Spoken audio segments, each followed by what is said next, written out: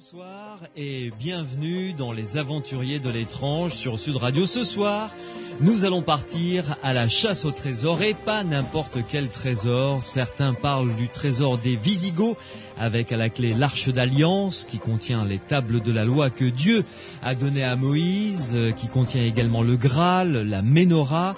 On a parlé aussi du trésor des Templiers avec une montagne d'or et de pierres précieuses, ou encore d'une descendance de Jésus-Christ, descendance reconnaissable à son sang bleu. Tout cela est parti du fond du 19e siècle. L'histoire est née dans un petit village de l'Aude, nommé Rennes-le-Château.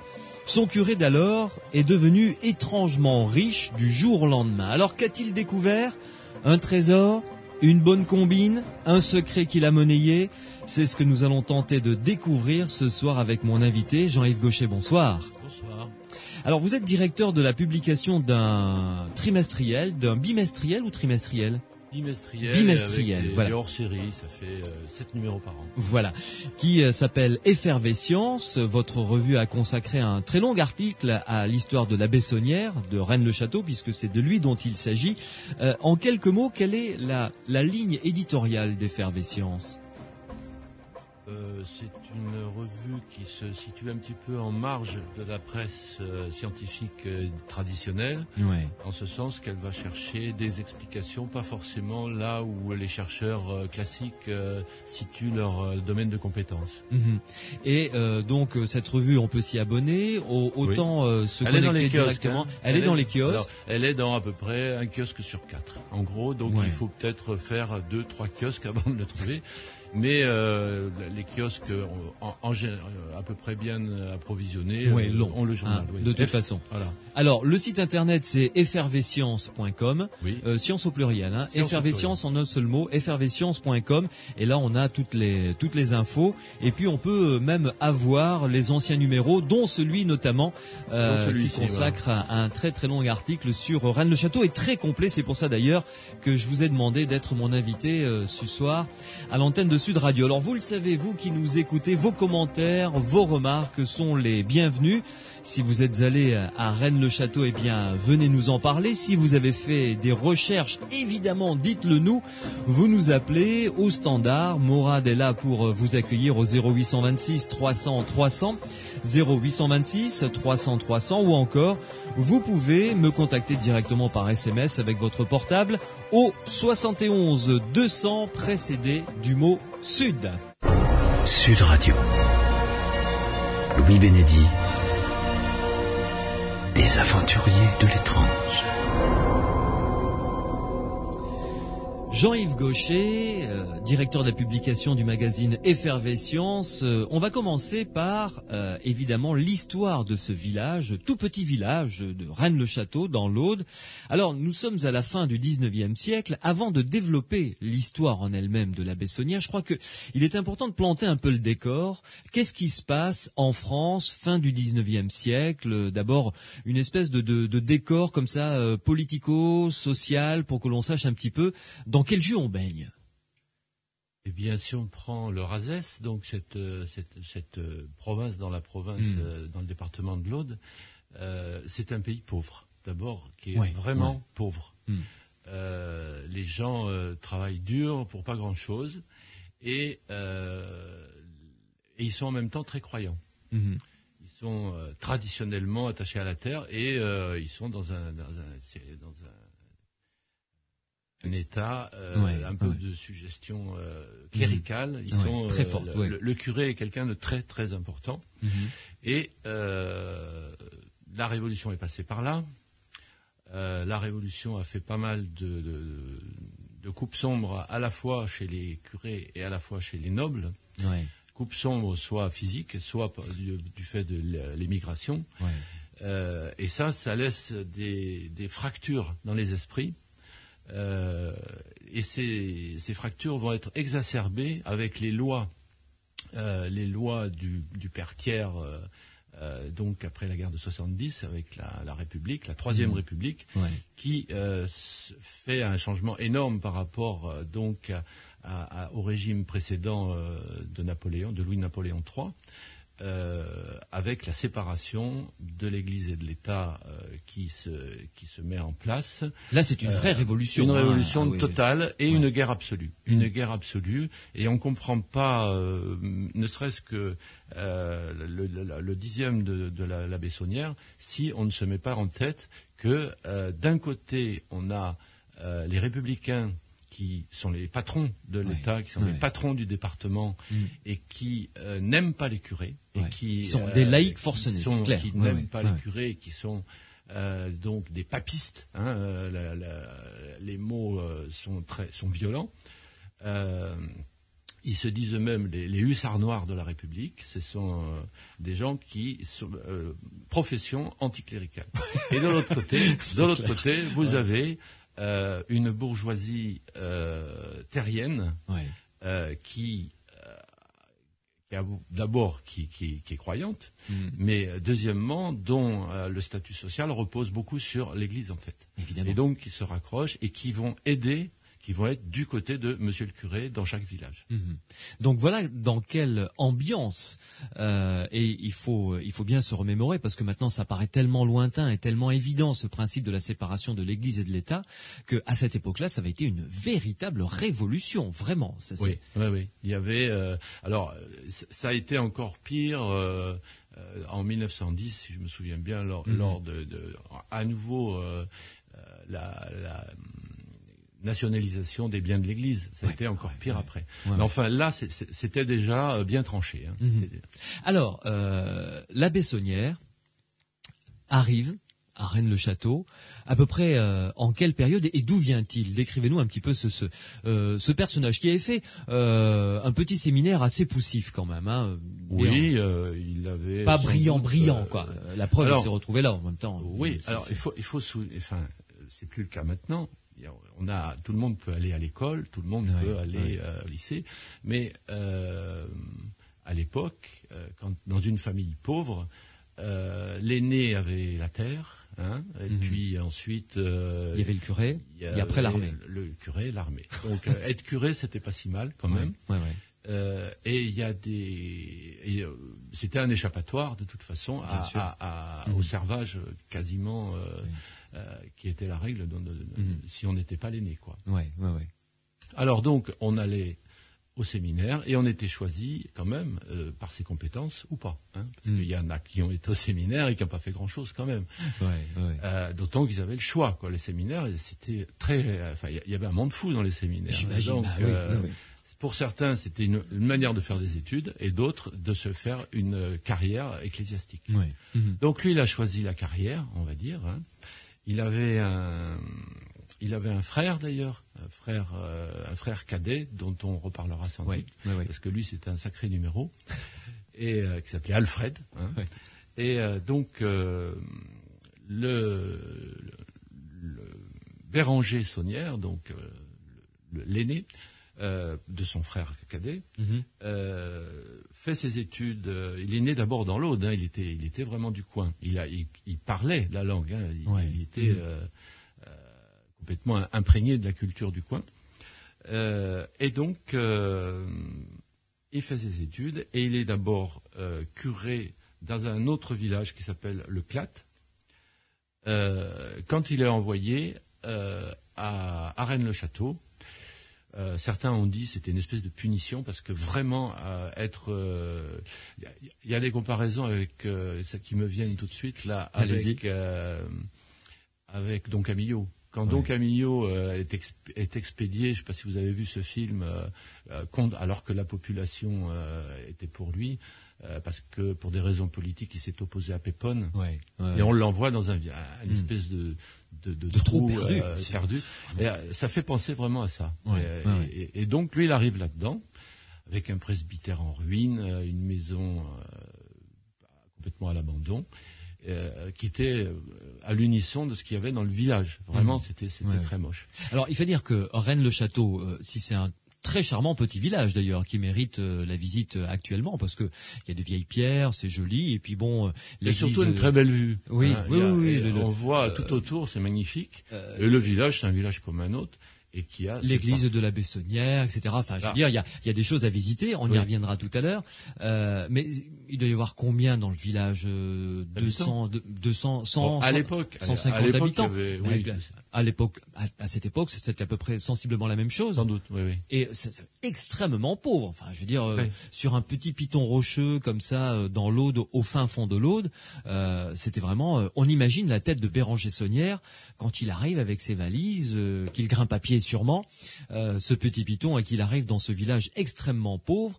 Le moral devait être pas loin d'être dans les chaussettes quand même. Ouais. Et il est encore plus pauvre parce qu'il est à peine arrivé, qu'il fait déjà un scandale. Il fait un prêche très musclé, anti-républicain, et comme c'est l'État qui lui paye son traitement, on lui coupe son traitement, lui disant la prochaine fois tu réfléchiras. Et c'était pas tout perdu. C'était pas tout perdu parce que il est reconnu comme étant un curé de choc par les monarchistes, qui sont eux évidemment du côté du pape et de la religion, de l'Église. Donc ça lui permet d'être reconnu par tout un cénacle de gens dont le métier la position était d'entretenir justement une espèce de résistance anticléricale, anti-républicaine, dont la tête de liste, si on peut dire, était la comtesse de Chambord. Comtesse de Chambord, qui était très proche donc des milieux ultra monarchistes et qui était riche. Et qui aidait, comme ça, au coup par coup, tous les curés qui avaient l'air de défendre leur cause. Voilà, évidemment. De défendre leur cause. Et on va en reparler avec encore, quand on reparlera du frère, on reparlera de cette comtesse du Chambord qui a aidé également un autre curé qui était pas loin de là, dont on parlera, qui s'appelle Louis de Coma. Alors, elle lui fait, je ne sais pas si on peut dire un chèque, mais en tout cas, il reçoit une forte somme. 3 000 francs. 3 000 francs, c'est pas mal. Pour l'époque, c'était énorme. Ouais, c'est pas mal. Et avec ça, donc, il peut restaurer l'église. Voilà. En montrant aux gens que c'est leur église et que avec les monarchistes, au moins ils auront une église où venir prier, se recueillir dans le giron, où il n'y aura pas de courant d'air, et où on pourra même petit à petit mettre des nouvelles statues et améliorer, on va dire, l'ordinaire de cette église. Alors, c'est à partir de là que l'histoire commence réellement à devenir intéressante. La Bessonnière décide de commencer des travaux dans cette église. Et qu'est-ce qui se passe ? En 86. En 1886. 1800, bien sûr. Notons au passage, parce que ça aura des conséquences à très long terme, qu'il est tout seul. Il vit tout seul. Je ne sais pas s'il est doué pour la cuisine, mais il aime pas ça, en tout cas.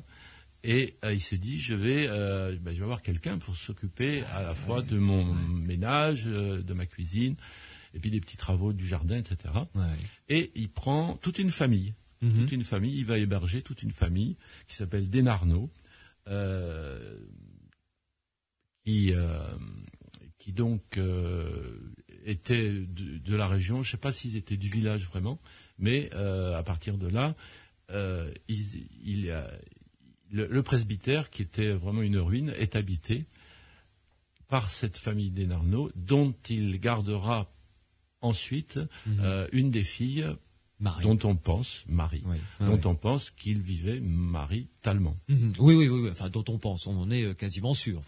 À peu près, quoi. Et donc les travaux. Alors les travaux, il y a les travaux et puis ce qu'on a dit des travaux. Voilà. Il fait des travaux qui l'ont poussé à creuser. À creuser et à s'intéresser au-delà d'ailleurs de l'église, au cimetière qui est autour. Et puis on l'a vu, même carrément être un peu fouineur dans au niveau du cimetière, ce qui fait que il y a des gens du village qui en avaient marre déjà. Bon, ça fait partie des choses sûres. Une autre chose sûre, c'est que petit à petit, il avait de l'argent. Ça se voyait sur une soutane neuve, ça se voyait sur de l'alimentation qu'il allait plus demander aux voisins d'à côté s'il pouvait lui prendre des concombres, des tomates ou un jambon. Il faisait venir de Cuisa, il faisait venir des bons vins et petit à petit des mets de qualité. Ouais. Ça se voyait aussi petit à petit avec tout l'argent qu'il pouvait mettre dans son presbytère et dans l'église qu'il a transformé en une dizaine d'années pour des valeurs qu'on connaît, puisqu'on a tous les devis et les factures d'un entrepreneur qui s'appelait Blo et qui c'était noir sur blanc. Tout à fait. Il y avait, ce qui n'était pas noir sur blanc, c'est d'où venait l'argent. Ça, c'est pas noir sur blanc. Mais en attendant, les dépenses, elles étaient tout à fait comptées, officielles, et ça lui a valu d'ailleurs pas mal d'ennuis. Après, on en parlera avec sa hiérarchie. Voilà. Oui, tout à fait. Alors, on va essayer de creuser d'où vient cet argent. Mais là, on sent sa situation, les gens du village voient sa situation s'améliorer de plus en plus jusqu'à devenir extrêmement confortable quand même. Oui. C'est un notable. Il est passé de petit curé casse-pied pour sa hiérarchie, puisque si on l'a envoyé là, il y avait des raisons. Ouais. Deuxièmement, casse-pied pour l'administration du département, les maires voisins, etc., parce que ils sont pas du même bord. À petit à petit, mais c'est pas du jour au lendemain, mais à quelqu'un qui était un notable, qui pouvait se permettre même d'inviter à des libations qui étaient connues, puisque les gens n'en faisaient pas mystère autour, des libations avec des gens qui venaient même de Toulouse, parfois même de Paris, et des gens connus qui étaient soit des politiques, alors c'était plutôt des politiques, on va dire, un peu centristes, on dirait maintenant, souvent francs-maçons. Alors là-dessus va démarrer toute une littérature pour faire joindre les choses. Et puis des gens également on dirait du showbiz maintenant, dénommés Calvé, donc Emma Calvé, qui était cantatrice et qui habitait plutôt dans l'Aveyron. Quand elle n'était pas à Paris, elle était aussi, elle est venue plusieurs fois chez Saunière. Ça faisait quand même du beau linge chez ce petit curé de campagne qui était censé ne pas avoir le sou quand même. Ouais, il était censé au début. Et puis après, il en avait. Parce que du rhum qu'il faisait. Alors il voyageait aussi. Des Antilles. Il voyageait, ça coûte aussi de voyager. Oui, ça aussi. Il partait souvent et revenait avec des sous. Et revenait en général, oui. C'est là qu'il payait ses entrepreneurs. Ses factures. Voilà. Ouais. Alors, revenons un petit peu en arrière concernant les travaux qu'il a effectués dans son église. Est-ce que il y a un parallèle que l'on peut faire entre les travaux et puis le début de la fortune? Alors, oui. Dans les temps, oui, parce qu'il a fait des travaux et en parallèlement, il a pu d'abord les financer. Oui. Il y a l'argent de Chambord, il y a longtemps qu'il n'y en avait plus. Oui. Donc, c'était des travaux après extérieurs ou alors pour sa maison. Et ensuite, son argent de poche, qui était une grosse poche. Donc, si on peut dire qu'il y a un parallèle dans le temps, ça ne veut pas dire qu'il y a un parallèle, ou tout au moins qu'il y a un rapport de cause à effet. D'accord, parce que évidemment l'histoire dit que en travaillant, en faisant des travaux dans son église, il aurait découvert dans un pilier creux des parchemins, des documents. Voilà, ça c'est le début de la légende. Oui. Et ce début de la légende, on va finir peut-être de raconter ce qu'on sait de manière historique sur l'abbé Saunière. Bon, l'abbé Saunière, voilà, ouais. Il a fait tous ses travaux, il a été très riche. Et puis, il a eu des ennuis avec sa hiérarchie, du jour au lendemain. Alors, bizarrement, c'est à la suite du changement de pape. Oui. Il laisserait à penser qu'il était couvert par le pape précédent. On l'embêtait pas. Et changement de pape, et d'un seul coup, Blâme, ça tombe. blâme, l'évêque de Carcassonne lui charge des noises, Ouais. et des noises sévères parce que on lui a interdit la messe, de dire la messe. Ouais. Donc il y avait un pauvre curé qu'on a envoyé à sa place dans l'église, mais les gens allaient quand même dans le presbytère pour écouter la messe par leur curé à eux. Béranger Saunière. Béranger. Voilà. Alors on retrouve du Don Camillo plein pot là. Ah oui, oui, Ouais, oui, on oui, retrouve. oui. Et l'autre curé remplaçant n'avait personne à l'église. Ah, il y avait peut-être l'instituteur qui voulait faire un peu masse pour... Je sais pas, j'y étais pas. Mais voilà, on l'a embêté comme ça. On lui a... Et puis, il a eu un procès. Véritablement, un procès où il a fallu qu'il ait un avocat, qui était lui-même un curé. Et pendant toute la période de ce procès, il s'est appauvri. Il n'avait plus un rond. Mhm. Il n'avait plus un rond. Et il y a eu encore un changement de pape. Et à partir de là, il s'est remis à faire des projets. Et il s'est remis à faire des projets. On était pendant la guerre, la Première Guerre mondiale. Ouais. Et il a même fait faire des devis pour une route, pour lui payer une route pour monter de Couizac, qui est en bas, jusqu'à la Bessonnière, jusqu'à À Rennes-le-Château. la Rennes-le-Château. Il y avait qu'un chemin muletier jusque-là, et lui, il voulait payer une route. Et il est mort. Il est mort avant donc de pouvoir mettre en route ces nouveaux travaux. Mhm. Et à partir de là, donc tous ces cas, enfin, un nouveau curé est arrivé.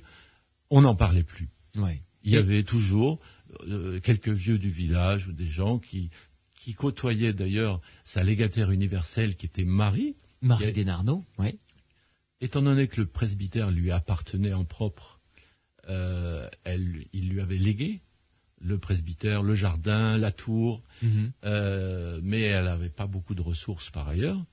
Ce qui fait que quand un jour un aventureux ou un aventurier qui s'appelle Monsieur Corbu est arrivé dans le secteur, et c'était un monsieur qui avait une vie un peu mouvementée pendant la guerre. Ensuite, il était au Maroc. Enfin, c'était un petit chevalier d'industrie qui montait des coups par-ci par-là.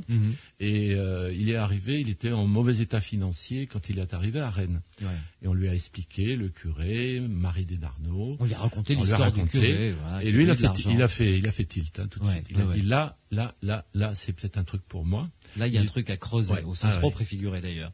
Donc, il a organisé un pique-nique. Il fallait venir à Rennes-le-Château dans les années 46 ou 47 pour faire un pique-nique en voiture. Il y avait pas, enfin bon, il y avait un chemin, mais enfin. Ouais. Et il a été demandé de l'eau à Marie Desnarnaud. Et ça y est, l'entrée en matière était prise et ils se sont plus quittés. Ouais. Ce qui fait qu'ils ont pris Marie Desnarnaud. Ça a été le contraire. Ils l'ont pris dans leur famille. Dans leur famille, voilà. Et ils lui ont acheté la maison de Saunière. Ouais. Alors, il faut bien préciser, pour faire le tour complet de la situation, après on fera une pause, que l'abbé Saunière avait été un abbé constructeur. Il avait fait construire pas mal de belles choses, d'ailleurs, autour de son église. Dans l'esprit esthétique du 19e siècle, je vous l'accorde, qui adore le Moyen-Âge et qui adore les bondieuseries. Ouais. En gros, tout à fait. C'est un style maintenant reconnu, disons. Et d'ailleurs, faut pas trop critiquer parce que c'était fait à Toulouse. C'est le statuaire Giscard, vous savez, rue de la Colonne, là. Qui faisait l'essentiel des décorations, des statuettes qui ont orné donc et qui ornent toujours l'église de Rennes-le-Château. Bon, faut dire dont le fameux diable bénitier, etc. Exactement. Mais faut dire que Giscard, il a inondé la France avec ce genre de statuaire. Ouais. C'était une entreprise énorme. Ouais. Voilà. Alors, il y a eu la réfection de l'église, il y a eu le jardin qui est en face de l'église, Oui.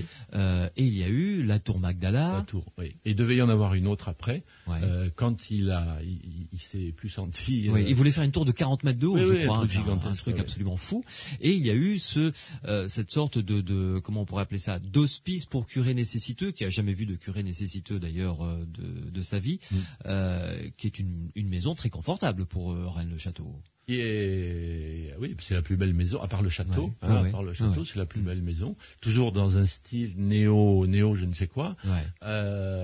Très, très particulier. Ouais, ouais. Donc il y a eu des sous de dépensés, je veux dire. Ah bah Enfin, oui, c'était, oui, tout à fait. joli domaine qu'il a cédé à Marie Desnarnaud, Absolument. qui avait été sa bonne, entre guillemets, pendant toute sa vie, Exactement. ou quasiment.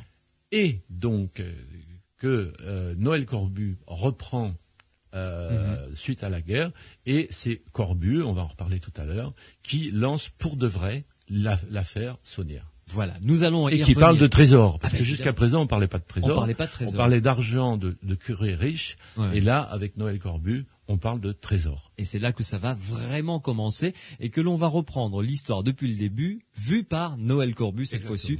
Et vous allez voir, il y a d'autres personnages qui vont rentrer en lice et qui, eux, vont faire gonfler cette histoire de manière extraordinaire jusqu'au Da Vinci Code avec un certain Dan Brown.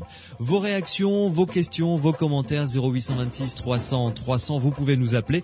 Vous pouvez également me contacter si vous voulez que je pose des questions particulières à mon invité Jean-Yves Gaucher par SMS 71 200. Vous tapez sur votre portable le mot Sud, vous laissez un espace, vous rédigez votre texte et vous envoyez le tout au 71 200. Sud Radio. Louis Bénédy.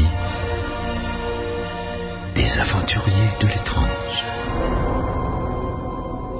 Avec mon invité Jean-Yves Gaucher, directeur de la publication du magazine Effervescience, qui a consacré dans son numéro de septembre-octobre 2006, que vous pouvez retrouver d'ailleurs auprès d'Effervescience sur le site effervescience.com, science au pluriel, un dossier très complet sur l'affaire de Rennes-le-Château et les facéties de tous les personnages qui ont gravité autour de cette affaire Rennes-le-Château dans l'Aude, dont on dit que, selon la légende, l'abbé Béranger Saunière aurait découvert un trésor extraordinaire qui lui aurait permis de devenir riche, très riche. Alors, Jean-Yves Gaucher, vous nous avez relaté l'histoire, les faits, rien que les faits, on va dire ce qui s'est passé de manière historique concernant directement l'abbé Béranger Saunière. Maintenant, on en est à la période Béranger Saunière est mort, 1917. Marie Desnarnaud, sa bonne, a hérité de tout le domaine. Elle s'est retrouvée sans le sou. Ça aussi, ça posera la question de s'il y avait trésor, pourquoi est-ce qu'elle n'a pas pioché dedans, la pauvrette. Ouais. Donc bref, c'est peut-être pas un trésor. ça, on va y revenir.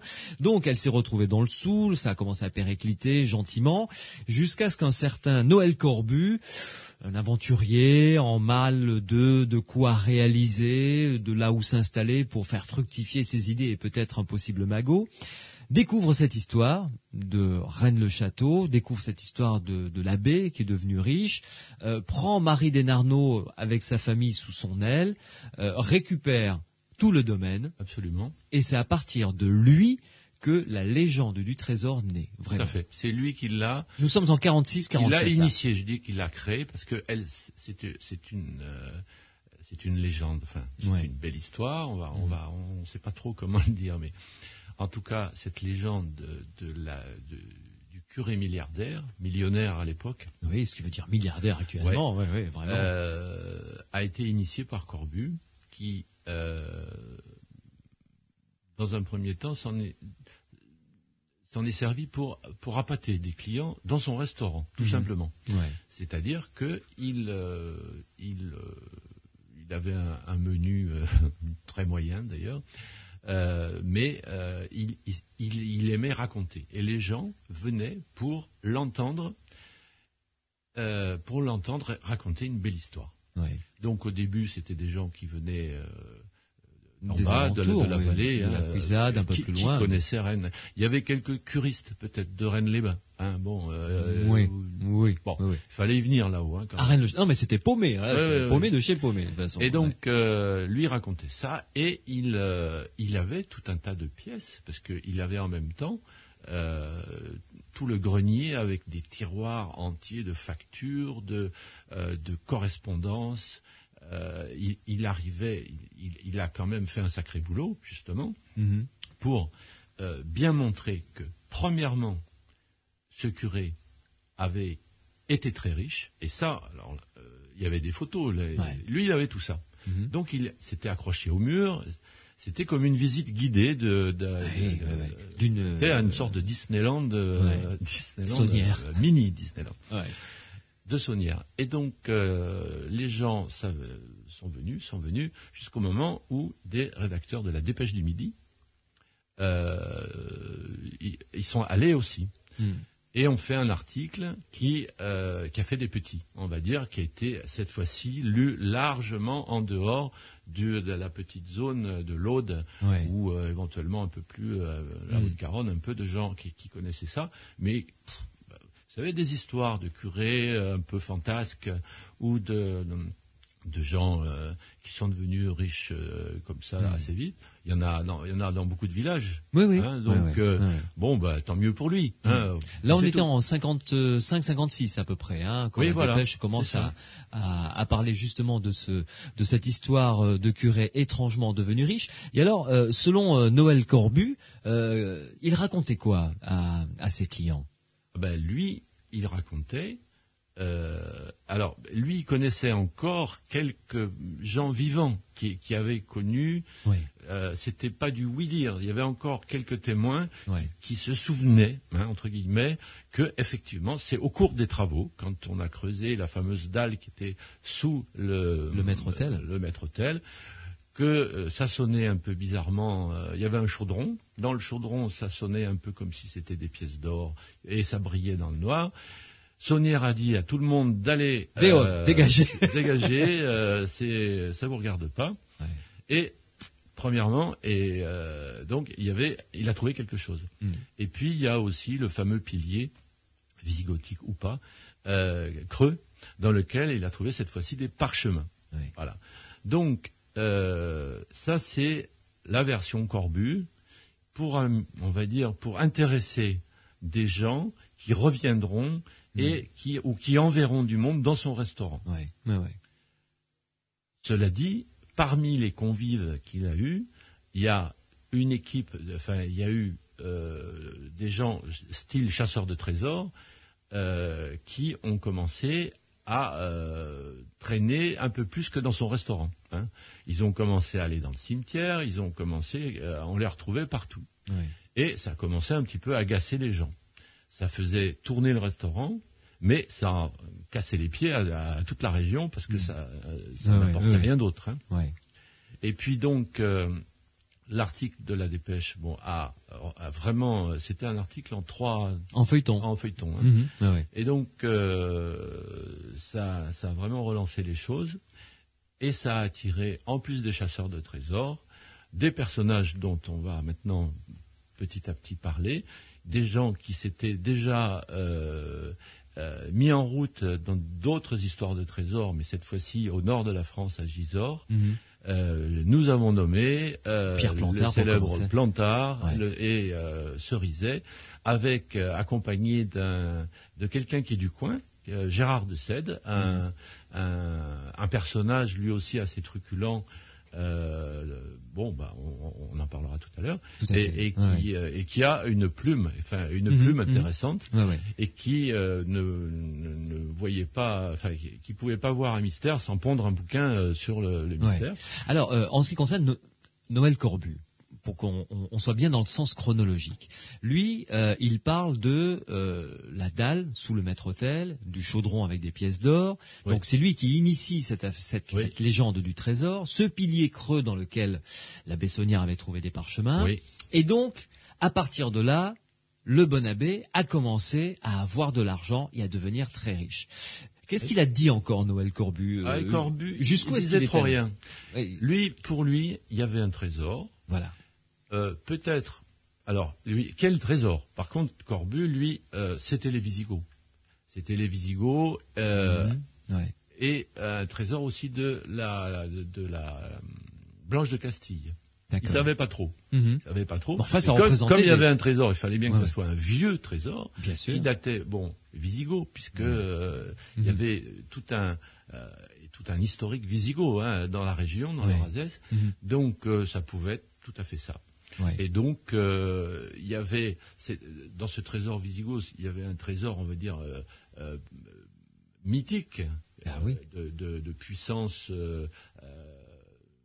religieuse, mais il y avait aussi de l'or, tout simplement. Bien sûr. Alors mythique et de puissance religieuse, parce que les Visigoths, après avoir pillé Rome, avaient emporté la Ménorah, c'est-à-dire le chandelier à 7 branches, l'arche d'alliance, et que sais-je d'autre, plus des monceaux d'or et de pierres précieuses. Voilà. Donc, et le trésor de Blanche de Castille, c'était également des montagnes d'or. Enfin, c'était pas mal d'or, quoi. Ça allait bien. Donc il précisait pas trop, Corbu. Il laissait un peu choisir à celui qui l'écoutait. Menu à la carte. Voilà. Vous choisissez. Voilà.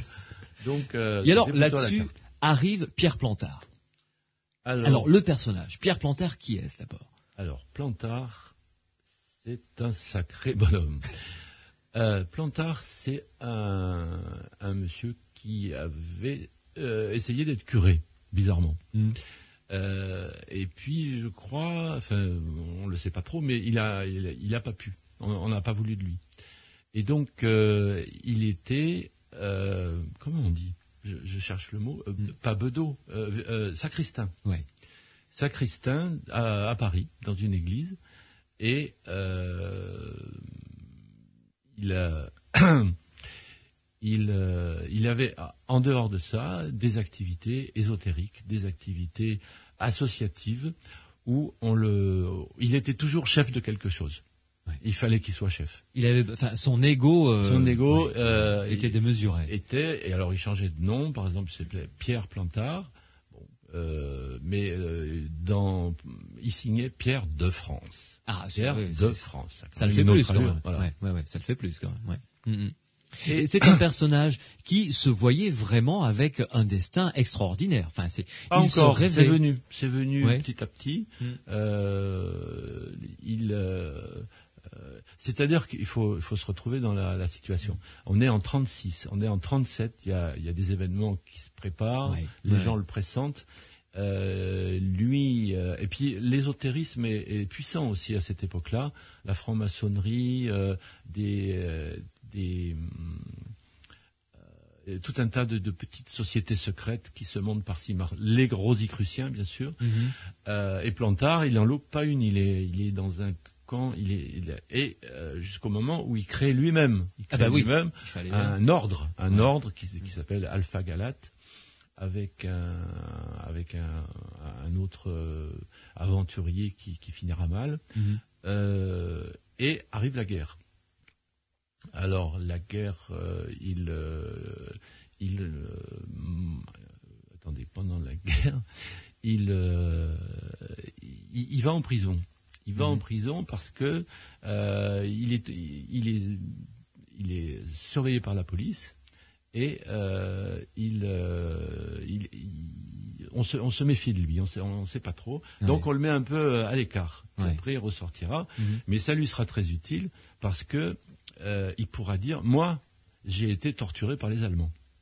Et quand il remonte à une nouvelle association après la fin de la guerre, il se prévaut à ce moment-là d'avoir, d'une part, monté une espèce d'ordre de chevalerie, avec un journal qui s'appelait Vaincre, où il s'appelle donc Pierre de France, et en même temps d'avoir été dans les prisons, dans les geôles, non pas du tout des Allemands, mais c'était la police française, mais d'avoir été prisonnier de droit commun, quoi. Voilà, oui, tout à fait. Ni plus ni moins. Alors, je crois pas qu'il ait fait de délit d'ailleurs, mais on l'a, c'était un emmerdeur, quoi. On l'a mis de côté parce qu'il fallait pas grand-chose pour être un emmerdeur dans ces années noires.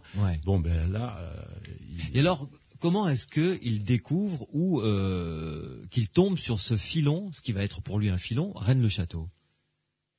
Alors, avant la case Rennes-le-Château, il y a une autre case qui s'appelle Gisors. Ouais.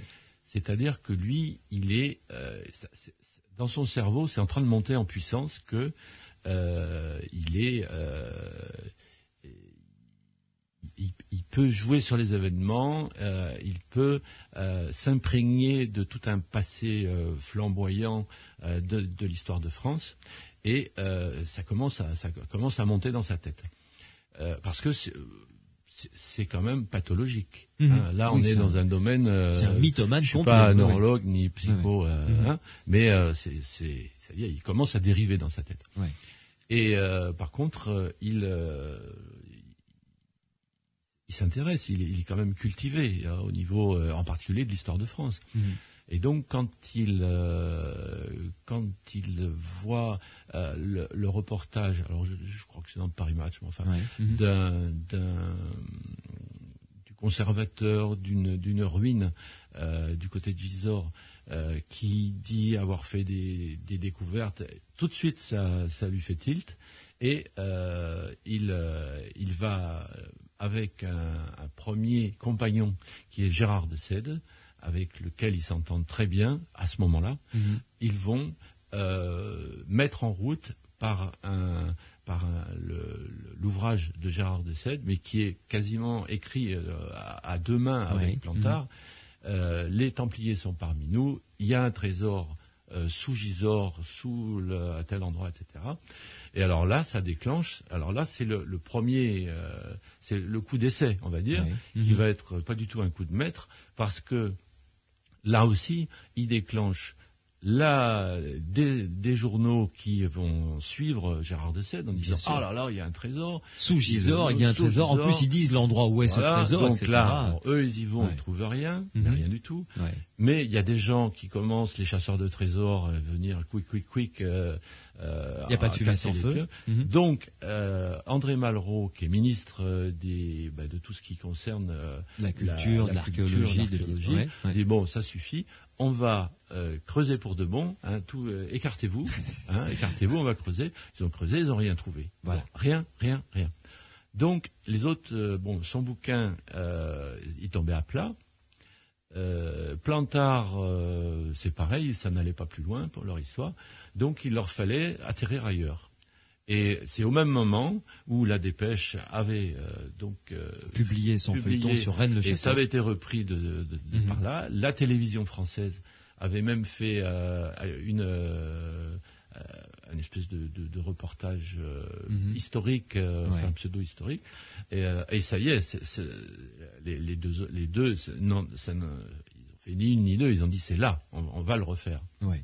Alors Pierre Plantard, Gérard de Sède entrent en scène, et c'est à ce moment-là que l'affaire va prendre une ampleur romantique et historique tout à fait insoupçonnée, ampleur que l'on connaît maintenant de nos jours. Une nouvelle pause, et on se retrouve dans quelques instants avec Jean-Yves Gaucher, mon invité, pour découvrir ce que Pierre Plantard et Gérard de Sède ont pu amener dans cette belle histoire du trésor de Rennes-le-Château. Sud Radio. Louis Bénédy. Les aventuriers de l'étrange.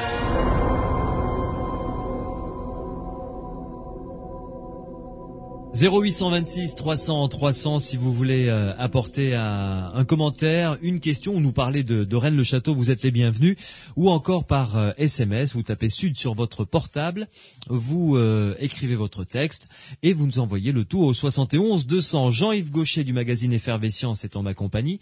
Alors Jean-Yves Gaucher, Pierre Plantard, Gérard de Sède, après un coup d'essai infructueux, le premier étage de la fusée, on va dire, qui a fait un flop en ce qui concerne l'affaire de Gisors, les Templiers, le trésor des Templiers, etc., se sont rabattus, se sont dit il faut absolument qu'on rebondisse sur quelque chose d'autre, fort de l'expérience, de la première expérience.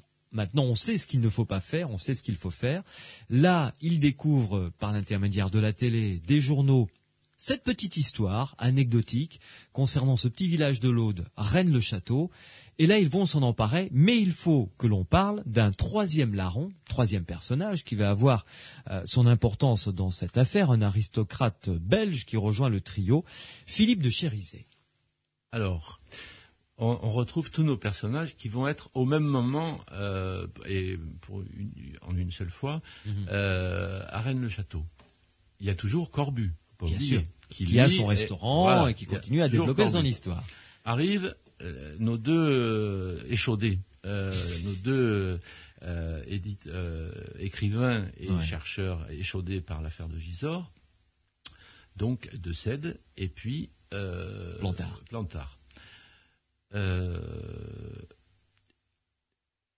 Ils vont, alors si vous voulez, Corbu, lui, c'est un trésor. Oui. Un trésor. C'est palpable. Pour lui, il y a un trésor. Il y a un trésor. Ouais, à découvrir. Alors, de Sède et Plantard, le trésor, ils en étaient ressortis plutôt mal du coup du trésor, parce que quand on trouve pas de trésor, c'est pas bon. C'est pas bon. Et puis ça, on peut le prouver. Enfin, en tout cas, à Gisors, ça avait été flamboyant. Alors, peut-être qu'il fallait que le trésor, ça soit autre chose que de l'or, vraiment. Il fallait que ça soit beaucoup d'argent. Il fallait que ça soit quelque chose peut-être de virtuel, mais en attendant, le générateur de beaucoup d'argent. Quelque chose d'impalpable. Voilà. Alors, pour ça, Plantard, il était un peu léger. Il avait lui faire des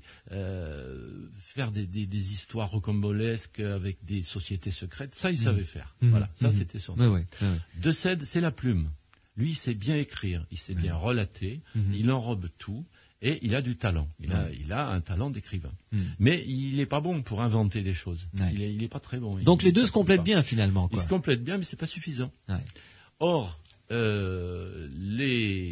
ces deux compères, en tout cas Plantard connaissait un troisième larron, un personnage assez haut en couleur, qui était aristocrate de naissance et très compétent en histoire et par ailleurs d'ailleurs artiste. Il était un comédien, donc quelqu'un de très éclectique qui était prêt pour rigoler. Lui, pour rigoler, il aurait fait n'importe quoi.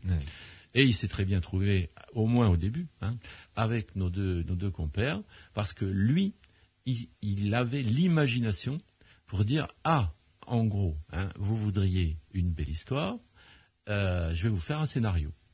Un scénario, alors, dans le scénario, on va faire tel et tel parchemin qui permettra de prouver que à condition de beaucoup chercher, parce que on va pas l'écrire noir sur blanc. On va faire un parchemin où il faut se casser la tête pour trouver quelque chose, donc de la cryptologie appliquée. Et il était très fort, ce Cerizet. Ah oui, donc c'était vraiment une chasse au trésor qu'il lançait, quoi. Il lançait, comme voilà. Mais il y avait une fin. Normalement, on arrivait à trouver quelque chose. Et donc Cerizet a fait tout un tas de faux papiers que Plantard a récupéré. Lui, le faussaire, si vous voulez, lui c'est un intellectuel, Cerizet. Il sait mettre au point, concevoir un bel ensemble, mais après c'est pas rigolo. Donc le sale boulot, c'est Plantard qui va faire alors là avec sa petite plume des bouquins qui va sous des noms différents mettre à la Bibliothèque nationale. Comme ça, on pourra prouver que c'est officiel puisque c'était à la Bibliothèque nationale. Tout un tas d'ouvrages qu'on a appelés ouvrages, en fait, qui étaient des photocopies de trucs bidons, mais qui, vus par quelqu'un qui reprenait en vol tout ça, qui était Gérard de Sède, bien sûr, eh bien, on a pu monter une histoire qui entraînait donc une quête d'un trésor qui pouvait, alors là, c'est le talent de Sède, de tout imaginer. Mais alors, ils ont froidement imaginé tout ça, vraiment. Tout à fait. Tout à fait. Oui. Avec ça, c'était clair. Ils se sont réunis. Ils disent bon, alors qu'est-ce qu'on fait? Froidement, non, parce que ce sont autant d'esprits qui sont qui est bouillonnant. Je veux dire, c'est pas froidement, ça bouillonnait. Dans la tête de Plantard, ça bouillonnait. Dans la tête de Cerizet, pour rigoler, ça bouillonnait. Celui qui était tenu un peu à l'écart, c'était de Sède, parce qu'il fallait quand même lui faire gober tout ça. D'accord. Il fallait lui faire gober tout ça parce que un truc de la Bibliothèque nationale qui fait 3 pages, mais qu'on appelle un ouvrage, c'est un peu gros. Mais lui, il allait pas chercher trop loin, puisque ça allait alimenter un bon bouquin. D'accord, ouais. Donc les deux concepteurs, c'était vraiment Cerizet et puis Pierre Plantard, qui ont conçu toute l'histoire autour de Rennes-le-Château, et Gérard de Sète, c'était le metteur en scène, quoi, en quelque sorte, le réalisateur qui a mis tout ça en mots, en lignes et en ouvrage. Exactement. Ouais. Et un bouquin qui a du succès. Le bouquin s'appelle comment ? Je m'en souviens plus. C'était l'énigme sacrée, je crois, non ? Ah non, ça c'était les Anglais, oui. ça. Non. Ça c'était autre chose. Oui. C'était autre chose. Ouais. Et alors ça, on est en quelle année ? Parce que que raconte le bouquin finalement ? Le trésor, c'est quoi ? Et comment est-ce qu'ils ont transformé cette histoire de Rennes-le-Château ? Ils ont repris l'histoire de Noël Corbu. Ils ont repris l'histoire de Corbu en rajoutant voici les preuves. Voici les preuves. Corbu les avait pas, elles n'existaient pas. Donc ils les ont fabriquées. Donc ils les ont fabriquées en disant voilà et voilà. Et par contre, comme c'est crypté, c'est crypté, donc en s'y prenant, alors en donnant quelques conseils, et tout le monde est allé bien vérifier que c'était bien ça. Ouais.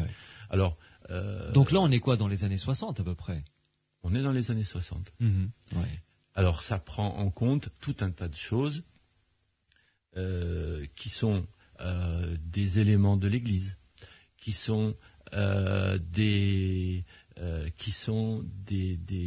inscriptions sur des tombes qui auraient été effacées.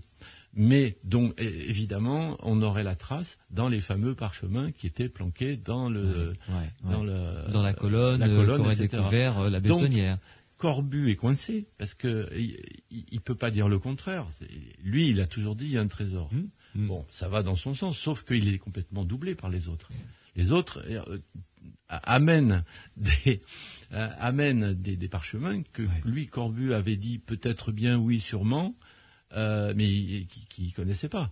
Or, les autres les apportent. Et donc, Corbu ne va pas dire le contraire. Et la grosse machine se met en route. Et de plus en plus de gens viennent à Rennes-le-Château, et avec des pelles, des pioches, et ça commence à être vraiment le bazar. Mais ces gens viennent là pour chercher quel trésor ? Le trésor des Visigoths, vraiment ? Le trésor de Blanche de Castille Mais chacun croit ce qu'il veut. Il y a des gens qui sont des ésotériques dans la tête. Ils vont chercher autre chose. Ils vont dire on va se casser la tête parce que c'est une belle histoire, et ça, à tous les coups, on va tomber sur un mystère du Vatican. Allez, on s'y colle, on va chercher de ce côté-là. Ou trouver l'Arche d'Alliance, par exemple. Voilà, ça c'est grandiose, etc. Ça va nous amener les Anglais, ça. Ça va déborder complètement. Tandis que il y a tous les gens de France et de Navarre qui avaient un détecteur de métaux. Pour eux, c'était une destination de vacances idéale. Idéal. Ils allaient se rentabiliser leurs vacances 10 000 fois. Et alors on croisait, moi j'y suis allé, parce que pourquoi je me suis intéressé à ça, c'est complètement idiot. J'avais gagné à une espèce de foire qu'il y avait, foire au tourisme à Toulouse, j'avais gagné un séjour à Rennes-les-Bains, un séjour de Thalasso. Super. Et je dis pourquoi pas, super. Sûr, Et puis là-dessus, pam, vous savez, à Rennes-le-Château, il y a eu des inondations. À Rennes-les-Bains, il y a eu des inondations. La rivière a tout englouti le village. Et donc pendant 2 ans, je pouvais pas y aller puisqu'il y avait plus de village. Et à un moment, j'ai reçu un courrier. Tiens, vous avez gagné, vous vous souvenez ? Je me souvenais plus. Et donc j'y suis allé pour y passer 2-3 jours. Et je suis allé monter donc à Rennes-le-Château. Et effectivement, on croisait des gens avec des 4x4 qui patrouillaient dans tous les chemins, etc. Avec des pelles, des poêles à frire. Des poêles à frire. Des détecteurs de métaux. Et donc les gens en avaient un peu marre, quoi, vraiment. Ah oui, ça j'imagine. Ben, c'est ce qui a fait en même temps la renommée de Rennes-le-Château, qui après a dépassé largement les frontières françaises. Là, on a franchi encore un palier. Alors comment est-ce que ce palier a été franchi? Alors il a été franchi par l'intermédiaire encore d'un autre larron qui s'appelle Chaumeil, qui était plus jeune. Lui, là, c'est la génération après. Il était jeune journaliste et tout ce qui était un peu mystérieux, il en faisait ses choux blancs. C'est choux gras, pardon, lapsus. Et donc il est tombé, il a connu tous les protagonistes qui ne demandaient qu'à être interviewés. Bon, Plantard le premier, évidemment, De Sède aussi. Bon, puis ils avaient le même métier avec De Sède, donc ils se sont connus. Puis après ils se sont fâchés. Lui aussi, Chaumeil, à mon avis, il n'était pas difficile sur les renseignements que il recoupait pas trop ses infos. Il recoupait pas, même pas du tout. Ah donc un jour c'était les trésors. Alors là, lui il a plongé dans le trésor des Visigoths. Il a même été voir sous le sceau du secret, voir une partie de ce trésor qui en fait était une exposition d'art effectivement wisigoth, mais qui était en Roumanie. Bon, ça n'avait rien à voir. Mais lui, il a dit j'ai vu le trésor des Visigoths, il a fait un bel article dans le Charivari, donc qui relançait. Vous savez, c'est le serpent qui se mord la queue. Qui relançait encore lui, l'affaire. Il avait relancé la partie trésor wisigoth, par exemple. Mais Plantard lançait d'autres appâts dans d'autres directions. Et ce Chaumeil connaissait Cerizet aussi, qui ne lui disait pas tout, mais il se connaissait. Et Chaumeil, par contre, de la génération jeune, connaissait donc des documentalistes de la BBC. Et donc la BBC commençait à s'intéresser à cette affaire Rennes-le-Château, a envoyé donc une équipe, et c'est Chaumeil qui les a réceptionnés. Et Chaumeil donc a présenté Plantard, a présenté De Sède. Ils ont tout de suite compris qu'avec Plantard, ils pouvaient faire quelque chose d'intéressant, les Anglais.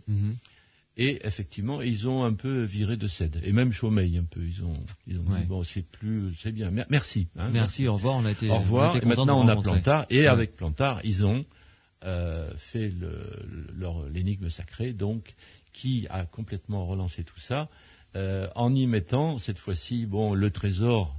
On en parle à peine du trésor dans l'énigme sacrée. L'argent, il vient du fait que il y a au Vatican il y avait en quelque sorte un budget pour que Saunière ne dise rien par rapport à un secret gigantesque. Voilà, que nous allons divulguer juste après la pause. Voilà. Le secret en question. Vous allez découvrir ce que Plantard a encore sorti de sa manche, alimenté par les Anglais de la BBC, qui a donné un bouquin qui a été un best-seller. Je crois qu'il s'est vendu à des milliers d'exemplaires. L'énigme sacrée, ça a été un carton. Il a plusieurs traductions. Oui, voilà. En allemand, ça a été un vrai carton. Donc on va y revenir. L'énigme sacrée qui raconte la légende de Rennes-le-Château, vrai ou faux, c'est ce que vous allez comprendre dans quelques instants. Sud Radio. Louis Bénédy. Les aventuriers de l'étrange.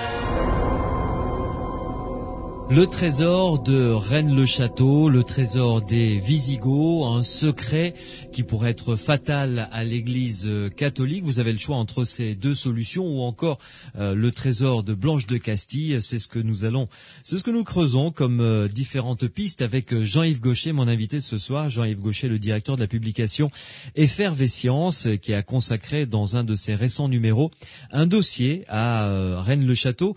Jean-Yves Gaucher, nous en sommes maintenant à l'arrivée des Anglais dans la marmite, dans le chaudron de Rennes-le-Château, avec ce livre, l'énigme sacrée. Alors, que révèlent entre guillemets les deux auteurs plus Pierre Plantard dans l'énigme sacrée? Parce que là, on l'a bien compris, l'or, ça passe au second plan, quoi. Oui, là, ils font carton plein, les Anglais. Ils vont loin. ils vont loin et ils mettent en avant Plantard. Ouais. Plantard, qui demandait que ça, bien sûr. Mais du coup, Plantard n'a plus besoin des autres, et donc ils sont fâchés à mort. Hein, il les dégage sans aucune vergogne. Ouais. D'accord. Alors, Cerisay, De Sède, tout ça, Chaumeil. Exactement. Au revoir. Qu'est-ce que disent les Anglais? Les Anglais, c'est le mystère, c'est que les Mérovingiens étaient d'origine juive. Et pas n'importe quel juif, puisque c'est Jésus. Donc, oui, carrément. Jésus qui n'est pas mort sur la croix, en fait, vient avec sa femme qui n'était pas déclarée, Marie-Madeleine, et ils sont réfugiés en France suite à un trajet qui reste un peu mystérieux. Oui. Et en France, ils fondent par des mystères de généalogie, mais qui avaient été d'ailleurs plus ou moins mis en place par Cerisay, faut le dire. Il y a eu de la récupération de Cerisay. En même temps. Mais à partir de là, une belle histoire où les rois mérovingiens étaient d'origine donc de la plus grande famille. Les descendants du Christ, quoi. Du Christ, exactement. Ouais. Du Christ et de Marie-Madeleine. Donc, pendant que son frère Jacques, le frère de Jésus, prêchait en Orient pour contrer l'évangélisme néo-chrétien de Paul, les Romains écrasaient Israël, et donc il y a eu tout un tas de la diaspora, ou c'est la première diaspora qui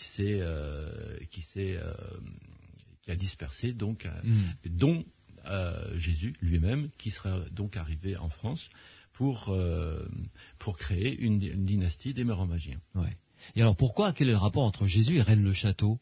Il se serait arrêté à Rennes-le-Château, ou il y aurait des documents? Parce que le successeur le dernier mérovingien, en quelque sorte, qui s'appelait Sigisbert IV, qui s'est enfui lors d'un massacre de toute la famille qui est régnante, s'est réfugié à Rennes, qui s'appelait à l'époque Rédé. Et ce qui est vrai, c'est que Rédé était une grande ville. Rennes, c'est un tout petit village, mais Rédé était une ville nettement plus importante et une ville wisigothe. D'accord. Donc Sigisbert IV, donc qui n'a jamais régné en fait, qui était, on lui a dit IV, mais enfin il s'appelait Sigisbert, a été protégé par les Wisigoths qui l'ont gardé, et donc il a vécu là. Mais il a cette lignée mérovingienne qui s'est perpétuée grâce à, et là, pour la première fois, on va dire le mot, grâce à une armée, en quelque sorte, qui a ses racines à Jérusalem, mais qui était fortement implantée à Rennes.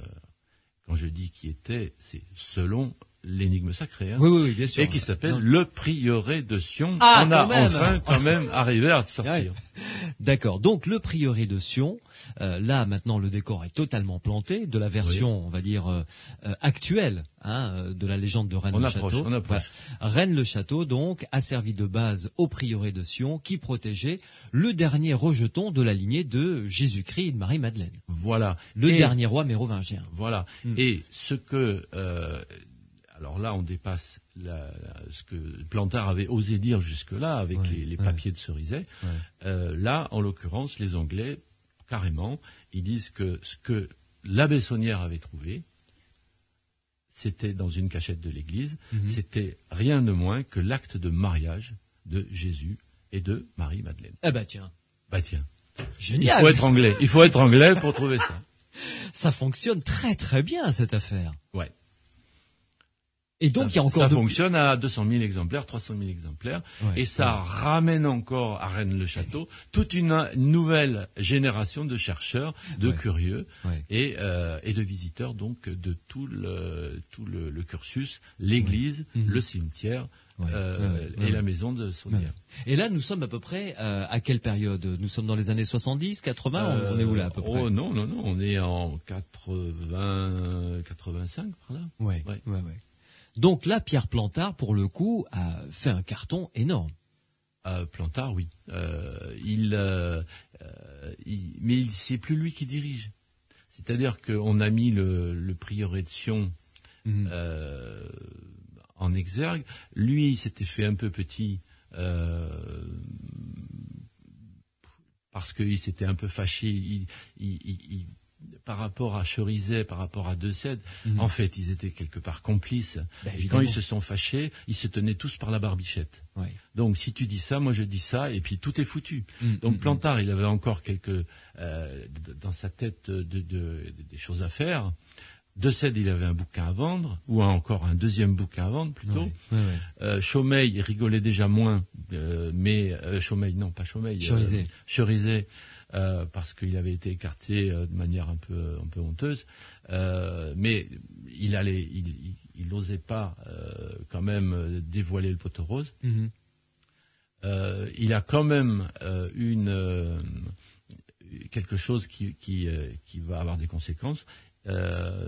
Cerizet a donné à Chaumeil des papiers, puisqu'il va bientôt mourir, là, Cerizet, en disant: tu publieras 20 ans après ma mort, tu publieras ça. Et ça vient de paraître il y a quelques mois, donc on pourra en parler, parce que Cerizet, donc lui, il a tout dévoilé, puisque ça venait de lui. Donc lui, il pouvait au moins dire: voilà ce que j'ai fait. Ouais. C'est-à-dire que là, Plantard a produit des documents stipulant que le prieuré de Sion existait depuis fort longtemps, donnant toute une lignée de grands maîtres. Et puis parmi les grands maîtres du prieuré de Sion, s'il vous plaît, il y avait du beau monde quand même. Oui. Cocteau, Newton, Léonard de Vinci, Godefroy Bouillon, Jean Cocteau. Ça va, quoi. Au moins. Plantard. Voilà, dont on se demande ce qu'il va foutre là, parce que bon, derrière ces noms aussi illustres, il y a Pierre Plantard, tiens, qui sait. D'accord, très bien. Donc tout ça est né à ce moment-là, finalement. Oui. Avec l'énigme sacrée, c'est ça. Oui, tout à fait. Avec l'énigme sacrée. On est extrêmement loin de l'histoire de cet abbé Béranger Saunière, qui a fait construire un pavillon, une tour, qui était riche, mais pas. Non, on l'oublie presque. Il est devenu complètement transparent, le pauvre abbé Saunière. Oui, lui et Plantard et comment dirais-je, on disait Plantard et on dit maintenant prieuré de Sion. Plantard, il est plus grand chose. Sauf que Plantard, il est dans la lignée mérovingienne, normalement. Donc on le garde, les Anglais appellent le petit prince, son fils. Ah oui. Donc Plantard, il a pas été oublié par les Anglais quand même. Mais Plantard, il veut reprendre la main. Il en a marre d'être un peu baladé par les Anglais comme une marionnette. Alors, il veut relancer le prieuré de Sion et il fait un coup qui était pas bon du tout. Il fait publier par un dénommé Dagobert, comme c'était bien choisi. Oui, pour un mérovingien, c'est excellent. Par un dénommé Roger Dagobert, un document, toujours à la Plantard, c'est-à-dire on fait un faux document, on le fait écrire par quelqu'un qui n'existe pas, mais qui pourrait exister, et qui a un nom qui évoque. Alors Dagobert, on est en plein dedans. Et ce document, qui est daté et à l'en-tête du prieuré de Sion et qui est daté de 1989, annonce que ils sont très gênés par le décès de leur grand maître qui est Roger Patrice Pelat. Roger Patrice Pelat, il faut se remettre dans l'époque, sous Mitterrand, sous Mitterrand, grand ami de Mitterrand, Mitterrand a beaucoup de qualités, beaucoup de défauts. En tout cas, il est très fidèle en amitié, Mitterrand. Et Plantard, qui avait pas très bien jugé son coup, donc mouille. Alors ça paraît dans minutes en plus. Ça fait et c'est repris par les autres journaux du moment que c'est dit par minute. Ça mouille un peu Mitterrand parce que qui dit Pelat dit Mitterrand. Évidemment, on n'est pas loin. Alors Pelat ne pouvait pas se défendre, il venait de mourir. Et alors qu'est-ce qu'on dit? Que Pelat était grand maître du prieuré de Sion. donc intégré à toute cette histoire de Rennes-le-Château, mais aussi de Jésus, mais aussi de tout ça, Mitterrand ne le supporte pas. Et Mitterrand demande à sa hiérarchie à la hiérarchie donc du ministère de la Justice de creuser. Quand Mitterrand voulait quelque chose, on l'a su par les écoutes. Oui. En règle générale, il passait 2 coups de fil. Il n'avait pas besoin d'être papa pour ça. Mais là, c'était son copain Pelat. Donc là, il a été, on va dire, féroce. Et donc, il a envoyé quelqu'un de féroce, le juge Jean-Pierre. Oui. Le juge Jean-Pierre qui s'est occupé donc de Plantard. De Plantard. Du cas Pierre Plantard. Absolument. Alors le Plantard, on trouve chez lui, parce que perquisition et tout, on trouve chez lui tous les tampons qui avaient servi aux différents documents à remonter très haut. Donc des documents du prieuré de Sion, mais aussi de tout un tas d'officines et d'associations bidons qu'il avait créées par ailleurs, des correspondances avec De Sède, etc. Plantard s'effondre.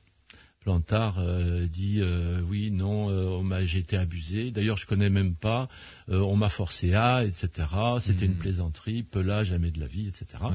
Bon, donc l'affaire fait pchit, comme on dit. Et le Plantard, là, il a pris 10 ans d'un coup, et il va mourir donc en 2000 sans avoir pratiquement réémergé. Donc, sous l'effet de cette enquête du juge Jean-Pierre, on découvre finalement tout le poteau rose concernant le trésor de Rennes-le-Château. Tout le poteau rose concernant le prieuré de Sion. Oui. Parce que le trésor, on peut toujours dire qu'il existe, puisque le curé de Rennes-le-Château était riche. Et là, on en revient toujours à ça. On va y revenir dans quelques instants. Sud Radio. Louis Bénédy. Les aventuriers de l'étrange. Le trésor de Rennes-le-Château avec toutes ses ramifications à travers Pierre Plantard, dont on découvre dans les années 90, presque en 2000, Jean-Yves Gaucher, que en fait il avait totalement inventé le prieuré de Sion et toute cette liste aussi extraordinaire que fausse de grands maîtres du prieuré de Sion. On les a cités tout à l'heure pêle-mêle, ils y sont pas tous, mais on les retrouve dans un document qui a bien puisé là-dedans quand même, un certain Da Vinci Code signé par Dan Brown, parce que là c'est la ligne, je veux dire la moelle épinière de son bouquin. D'ailleurs, les auteurs anglais ont attaqué en justice Dan Brown, ils ont été dégoûtés par la justice anglaise. Ils ont été dégoûtés parce que Dan Brown est encore plus malin qu'eux, et il leur a pris juste ce qu'il fallait. Le concept en fait. La base, mais en disant oui, mais il l'avait dit déjà. De Sède. De Sède en avait déjà évoqué, le prieuré de Sion, vous l'avez pas inventé. C'est Plantard qui nous l'a dit aussi à nous. Donc les Anglais qui sont pas blanc-bleu dans l'histoire, ils ont tenté de récupérer de l'argent, parce que s'ils gagnaient le procès, c'était gigantesque. Ah oui. C'était gigantesque. Une partie des droits d'auteur de Da Vinci Code leur revenait, et là c'est jackpot. Donc Alors dans le Da Vinci Code, Dan Brown a quand même utilisé ça de manière très très fine. Bon, évidemment, la descendance mérovingienne, Jésus-Christ, Marie-Madeleine, la descendance, tout ça, on le retrouve évidemment. Et il a laissé quand même quelques petites pistes comme ça, des petits clins d'œil qui font nettement référence à Rennes-le-Château, en commençant par le nom du directeur du Louvre. Oui, tout à fait. Dans son roman. Qui s'appelle Bézu, c'est ça? Non, c'est l'inspecteur Bézu, c'est le policier qui s'appelle Bézu. Le Bézu, c'est un nom topographique de Rennes-le-Château. De Rennes-le-Château. Et il s'appelle Saunière. Oui, c'est ça. Oui. Alors, c'est une manière, évidemment. Évidemment. Je crois. Il me semble. Alors, donc, exit la théorie de prieuré de Sion, mais il reste quand même la question. Le trésor. Donc on a bien compris que Pierre Plantard, Gérard de Sède, Chaumet, Cherizet, tout ça avait monté de toutes pièces. Moi je dirais le pognon en fait. Plutôt que dire trésor, faut dire pognon. L'argent, il vient d'où? Bon, parce que Noël Corbu, pour revenir à la base, avait toutes les factures quand même. La Bessonnière dépensait beaucoup. Oui. Alors ça d'ailleurs, il le cachait pas. Il disait la Bessonnière, il gagnait aussi sa vie en tant que curé aussi, en tant que curé, et en tant que curé de l'époque, de curé de l'époque qui disait des messes. Et là, il faut expliquer le fonctionnement donc de ces messes. Parce que ça va nous amener aussi à parler d'un autre ecclésiastique donc qui était à 80 km de là, en Ariège, et qui a fonctionné sur le même mode que je pense que fonctionnait Saunière, c'est-à-dire en monnayant des messes pour les morts.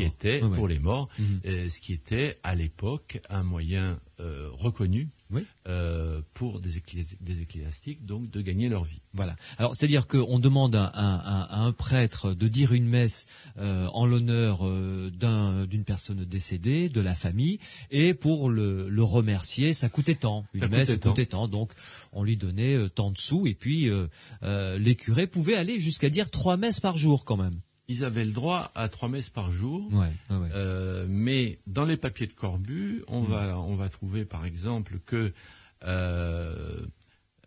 du 3 juin au 31 décembre 1909, on est dans la pleine période où ça ramasse là. Son carnet de messes indique un total de 4754 messes, qui a rapporté 4900 etc. francs, soit 22 messes et demie par jour. Ah oui, Saunière était très fort. Voilà. C'est très très fort. Mais l'Église admettait ce type on va dire de marchandage, de petits boulots annexes pour les ecclésiastiques. Mais pas plus de 3 messes. Au-delà, il fallait que le curé qui avait acquis et qui avait été payé pour ces messes les fasse faire les messes par un autre curé. Voilà. Et comme ça, il y avait tout un système pyramidal avec des ecclésiastiques qui, on dirait maintenant, étaient bons en marketing, qui étaient des vendeurs, grossistes, on va dire. Et qui sous-traitaient ensuite les messes soit à d'autres par des curés nécessiteux dans des petites paroisses, soit alors par des congrégations ou par des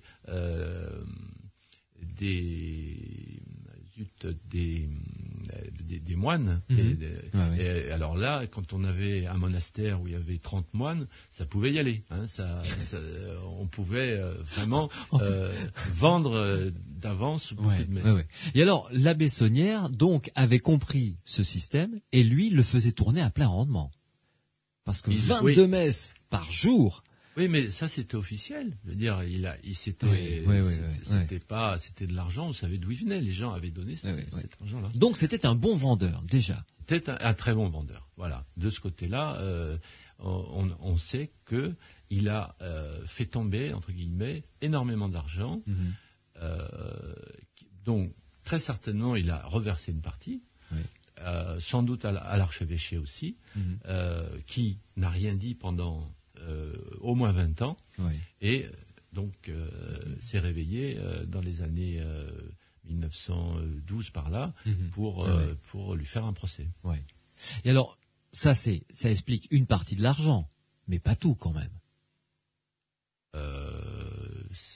Ça pourrait expliquer tout l'argent, si, parce que... Est-ce qu'il ne recevait pas des dons également, un peu plus substantiels? Je dirais par exemple pour cette maison qu'il s'est fait construire, en allant chercher des dons à droite et à gauche, en disant que c'était pour transformer cette maison en hospice pour vieux prêtres nécessiteux.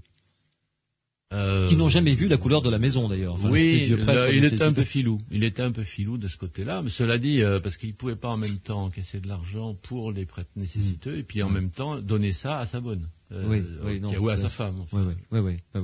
Et on va retrouver d'ailleurs ce même hiatus avec Louis de Coma quand on en parlera, parce que c'est la même aventure avec la même le même défaut et la même engueulade avec la hiérarchie ecclésiastique qui en a un petit peu marre de ces débordements. Oui. Mais alors, il y a eu ce procès quand même concernant Béranger Saunière a été sommé de s'expliquer devant l'évêque. Ça a duré 2 ans. Lors d'un procès. Ça a duré 2 ans et ça lui a coûté cher à Saunière parce que il a eu à se déplacer. Pendant ce temps-là, il pouvait plus rien faire, donc il touchait plus d'argent. Oui. Et il avait des frais, il avait un avocat, etc. Et donc c'était dans les années 1910-1911. Oui. Hein. Et il a donné des pièces. On les a, les pièces de ce procès. Et c'est là, c'est des historiens qui ont pu décortiquer ça. C'est pas les rigolos. Les rigolos, c'est des pièces comme ça leur allait pas du tout. Bah oui. Par contre, il y a toute une équipe de gens sérieux qui se sont intéressés à cette partie et qui ont soit parmi les pièces qu'avait Corbu, soit parmi les pièces du procès qui avait à l'évêché de Carcassonne, reconstitué l'origine donc de l'argent venant des messes. Alors, trafic de messes, tout ce qu'on voudra, c'est peut-être des grands mots. En attendant, beaucoup d'argent pour beaucoup de messes. À l'époque, on trouvait ça normal. Ouais. Et alors, on va aborder, pour comprendre ce système, un autre cas d'un autre curé, vous en avez légèrement parlé tout à l'heure, qui était lui en Ariège, et exactement où, et dites-nous ce que faisait ce curé. Alors, curé pas, justement. Il n'était pas curé. Il n'était pas curé. Il était ecclésiastique. Alors, on l'appelait le révérend. Attendez, là j'ai un petit trou. Il était curé et il a eu lui aussi des ennuis avec l'évêché. Donc c'est quelqu'un qui fait aussi ses études de curé, mais lui il voulait pas être curé. Ça lui cassait les pieds. Alors, il avait hérité d'une grande ferme qui était en même temps une briqueterie, et il s'est dit on va en faire quelque chose d'ecclésiastique, parce que lui aussi avait des idées monarchiques et il était anti-républicain. Donc là encore, c'est le nerf de tout ça. C'est des idées bien tranchées, politiques et un peu mystiques, et aussi l'attrait de l'argent. C'était où dans l'Ariège? Alors, c'était au Boulou, à Bolou exactement. En fait, c'est à 50 km de Rennes le château, et c'est à peu près 10 ans avant que Saunière arrive à Rennes le château. Ah oui, donc les deux hommes ne se sont pas connus alors? Les deux hommes ne se sont pas connus, mais ils connaissaient quelqu'un en commun. C'est le célèbre frère. Alfred? Ils se connaissaient, oui. Et donc, il y aurait, vous êtes en train de nous dire que Alfred, le frère de Béranger Saunière, connaissait ce curé du Boulou, donc dans l'Ariège, qui avait fait ce trafic de messes, c'est ça? Et qu'il aurait pu donner. Il ne pouvait pas ne pas se connaître parce que le frère était dans la compagnie de Jésus, les jésuites, en même temps que Coma. Donc, il ne pouvait pas ne pas se connaître. Et alors, en même temps, et à quelques années près, mais on retrouve un don de la comtesse de Chambord à Louis de Coma, ce révérend de l'Ariège. Et là, on ne sait pas si c'est dû au frère à Alfred. Mais c'est Alfred qui a fait venir de l'argent de Chambord à son frère. Donc, il y a un trait d'union évident. Et Louis de Coma, ça s'est terminé comment, son affaire? Alors, Louis de Coma, avant de se terminer, on va en parler, il a été prof. Lui, il voulait pas être curé. Faire des prêches et tout, ça lui disait rien. Donc, il a été d'abord professeur dans plusieurs villes de l'Ouest, et même un bon prédicateur. Bon orateur. Un bon orateur. Et il rentre chez les jésuites. Alors, héritant de ce domaine agricole assez important, Et ayant il était l'aîné de 7 enfants, bon, il fallait trouver de l'argent. Et c'était pas en faisant prof dans un petit lycée à La Roche-sur-Yon qu'il pouvait. Alors il s'est dit, on va monter quelque chose avec l'Église. Ouais. Donc il monte une filiale de la Compagnie de Jésus qui s'appelle l'Association de la Bonne Mort. Un truc un peu à la Plantard. Hein. Bon, Association de la Bonne Mort, dont le but est d'impliquer les croyants pour que leur départ de la vie terrestre soit le plus favorable possible. En quelque sorte, c'est des messes. Des messes qui sont dites pour des gens qui sont agonisants. Alors, ici, ils sont agonisants. Ils peuvent pas se confesser. Ils sont dans une mauvaise passe, en quelque sorte. Déjà, pour leur vie physique, c'est sûr, mais pour leur vie spirituelle aussi. Parce qu'ils sont agonisants, ils n'ont pas un curé à côté pour se confesser. Et est-ce qu'ils vont monter là-haut? Eh ben, on va les aider. On va dire des messes pour eux. Et ils montent donc une œuvre qui a pour but de ramasser des fonds. Alors, il y a un tarif. C'est une messe, ça vaut 100 francs. Ah oui, quand même. Hein, mais pour vous dire que c'était du marketing quand même. Pour 1 franc seulement, on est associé à plusieurs dans une messe. Et une messe commune. On s'achète une messe à plusieurs, quoi. Qui donne à chaque fois 100 jours d'indulgence. 100 jours, on gagne 100 jours. Alors on a intérêt à donner beaucoup de francs pour gagner beaucoup de jours. Pour gagner beaucoup d'indulgence. D'accord. Et alors ce Louis de Coma, il parcourt toute la France et il anime des prêches qui où il y a beaucoup de monde qui se et donc petit à petit il amasse un pécule pour dire des messes. Mais lui, son idée, c'est pas de ramasser l'argent, c'est d'être bien vu de sa hiérarchie pour faire dans sa ferme une œuvre qui sera payée par la hiérarchie ecclésiastique. Lui, il fait les choses en 2 temps. D'abord, je ramasse beaucoup d'argent. Vous dites les messes. Moi, je suis là pour vous faire gagner beaucoup d'argent, en quelque sorte. Par contre, en récompense, on va faire quelque chose de mon domaine. En faire un monastère. Un monastère dans lequel, justement, on pourra dire les messes. D'accord. Hein, donc, une vision de business assez claire, quand même, très carré. Donc, il se fait donner un pécule pour faire des travaux, donc bien séparé de l'argent des messes. L'argent des messes, il n'a pas touché un rond dessus. Par contre, il a eu de l'argent en tant que entrepreneur pour faire un monastère là où il avait son propre domaine privé de sa famille. Bonne affaire quand même, ça a l'air de bien fonctionner son histoire. Alors ça c'est un peu cas parce que pour faire venir des ecclésiastiques là encore dans un endroit paumé, au fin fond de l'Ariège, dans un endroit lui il fait des travaux, il commence à montrer que ça peut être accueillant, mais en fait, personne ne vient. Et donc, ça périclite.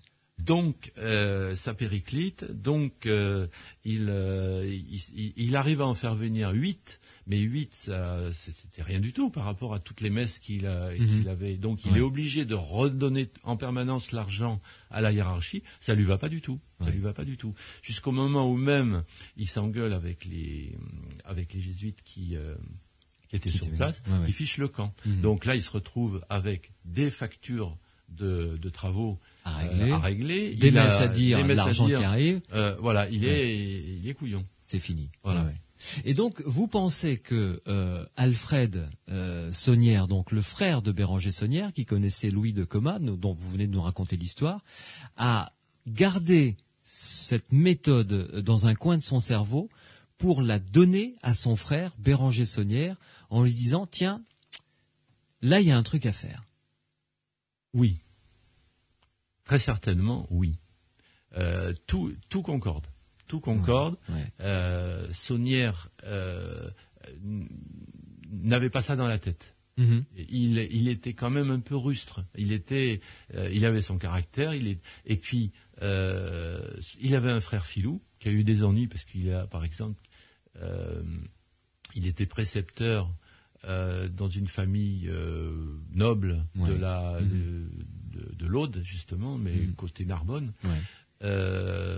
Et il s'est fait virer parce que il avait volé. Ouais, il avait volé. Ouais. Donc Filou d'un côté, Filou de l'autre. Très au courant de l'histoire de Decoma. Mais avec le côté Filou, c'est pas comme ça qu'il faut faire. Voilà. L'autre, il s'est planté là-bas, et on va pas faire comme ça. Il faut faire que les messes. Et là, ça rapporte. Que les messes. Ouais. Et puis bon, peut-être que si on les dit pas, tant pis. Vous restez avec nous, Jean-Yves Gaucher. On va continuer à décortiquer cette affaire de Rennes-le-Château. On l'a bien compris, l'histoire de trésors s'envole peu à peu, malheureusement. Où est l'Arche d'Alliance? Réponse peut-être dans quelques instants avec mon invité. Sud Radio. Louis Bénédy. Les aventuriers de l'étrange. Le trésor de Rennes-le-Château au centre des aventuriers de l'étrange sur Sud Radio ce soir avec mon invité Jean-Yves Gaucher du magazine Effervescience qui a consacré dans son numéro de septembre-octobre 2006 un gros dossier sur Rennes-le-Château. Alors Jean-Yves Gaucher, si je comprends bien ce que vous nous avez révélé tout à l'heure, en fait tout ça est une histoire extrêmement humaine, belle histoire certes, mais extrêmement humaine. Oui, l'homme est capable d'inventer les plus belles histoires et reste un homme avec ses petits défauts ou ses gros défauts et puis surtout ses humeurs. Parce que si on voit le cheminement, il y a toujours eu quelqu'un encore plus malin que les précédents pour rajouter une couche de quelque chose qui n'est pas fini. Attention, là, on est en train d'évoquer une possibilité parfaitement calibrée, parfaitement plausible, pour expliquer que ce curé, finalement, sans trésor particulier, lui, il n'a jamais dit qu'il ait trouvé un trésor, d'ailleurs, le curé. Ouais. C'est d'autres qui ont dit qu'il l'avait dit. Oui, parce que lui, il n'en avait jamais parlé. Oui. Mais par contre, et Marie-Madeleine, Marie Desnarnaud non plus n'a. Non, elle a dit qu'il avait trouvé le moyen de gagner beaucoup d'argent. Voilà. Mais elle pouvait pas dire le contraire puisque elle en a largement profité, évidemment.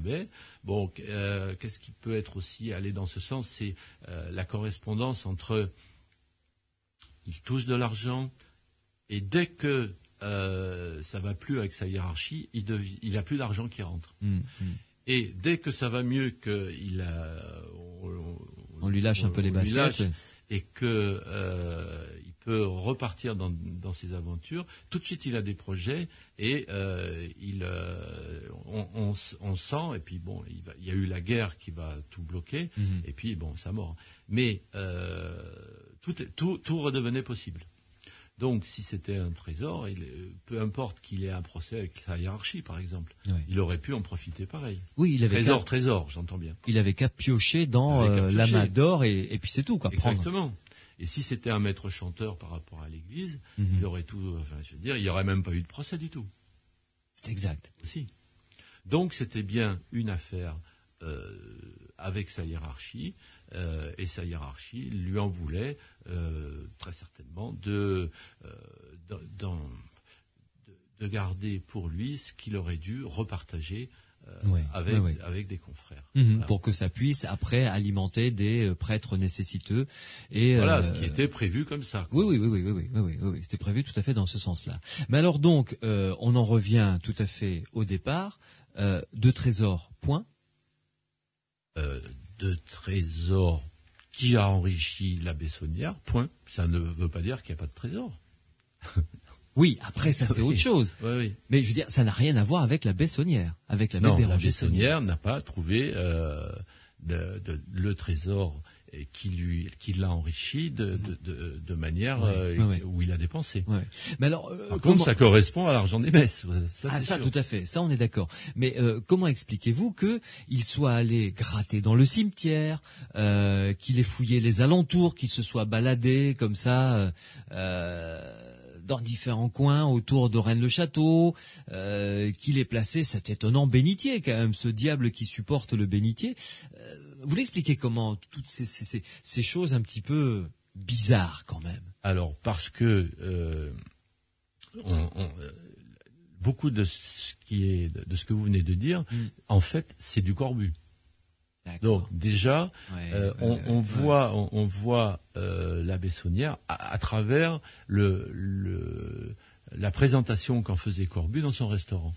Et alors par contre, il y avait encore des témoins qui se souvenaient de Saunière, mais je pense qu'ils avaient été tellement influencés par Corbu que leur témoignage direct devenait un peu douteux. Oui.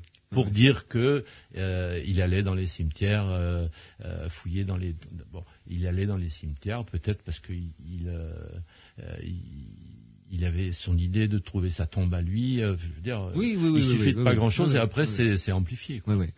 Oui, et puis un témoignage tout à fait banal dans ces circonstances-là, il valait mieux l'enjoliver un peu pour qu'on soit. Mais Corbu a été très fort pour ça. Oui. Corbu a été très fort. Mais Marie Denarnaud n'a laissé aucun écrit, aucune trace. Peut-être ne savait-elle pas Marie Denarnaud, écrire, elle était un peu limitée. Elle a été embarquée dans cette bourrasque. Elle a été mise et planquée par Corbu, parce que Corbu voulait lui exister largement au-delà. Et puis bon, elle a pas pu dire grand-chose à quiconque. Donc peut-être qu'elle avait rien à dire, et toujours est-il qu'elle a rien dit.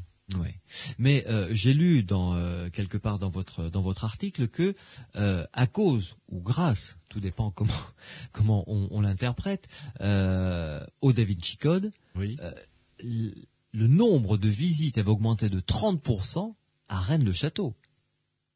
Et comment dire, c'est un mythe maintenant, c'est un mythe. Comme des gens vont à Solutré. Oui. C'est devenu un endroit où il s'est passé tellement de choses que les gens y viennent encore en rajouter, et c'est auto-entretenu. C'est auto-entretenu, même si on sait que foutaise, mais ça n'empêche pas. C'est une histoire d'embrouille dans tous les sens, mais au total, c'est un mythe. C'est devenu un mythe. Et Da Vinci Code, il va y avoir un rebond. Enfin, on ne peut pas laisser des gens qui ont mis le doigt là-dedans, d'abord ne veulent pas que ça n'existe pas, et deuxièmement, ceux qui ont un intérêt financier, que ce soit des éditeurs dans le domaine du cinéma ou que sais-je, ne le laisseront pas dormir, ce mythe. Ça repartira, ça ne peut pas s'arrêter là. Alors c'est vrai que depuis la mort de Plantard, c'est pas du tout alimenté de ce côté-là. Parce que lui, c'était le moteur, l'énergie c'était le principale, moteur. C'était lui. Il était à la fois le moteur dans la conception, et puis il se mettait en situation d'être le personnage clé, puisqu'il était le descendant. Alors il a un fils, Plantard. Donc est-ce que dans l'optique du mythe, on reste bien dans le mythe, le mythe, Jésus, mérovingien, prieuré, Plantard, et le descendant de Plantard. Le rejeton ardent, Plantard. Bon, eh bien, là, on peut s'attendre à tout. Pour l'instant, très discret. Peut-être il n'a pas du tout envie, mais en tout cas, il y a un potentiel là. Il y a un potentiel aussi avec le prieuré, parce que ce prieuré. Mais on sait que c'est de la. J'allais dire un gros mot. On sait que ça n'existe pas, que c'est de la foutaise tout ça. Mais oui, mais c'est du virtuel, mais ça fait partie du mythe. C'est beau un mythe.